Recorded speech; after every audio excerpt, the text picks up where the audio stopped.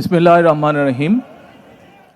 আমি মরহুমা বেগম খালেদা জিয়ার বড় সন্তান তারেক রহমান। আমি আজকে এখানে উপস্থিত সকল ভাইয়েরা এবং বোনেরা যারা উপস্থিত আছেন,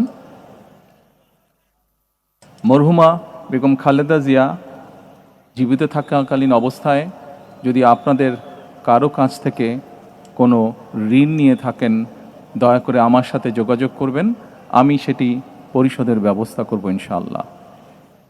একই সাথে উনি জীবিত থাকাকালীন অবস্থায় ওনার কোনো ব্যবহারে, ওনার কোনো কথায় যদি কেউ আঘাত পেয়ে থাকেন, তাহলে মরহুমার পক্ষ থেকে আমি আপনাদের কাছে ক্ষমা প্রার্থী।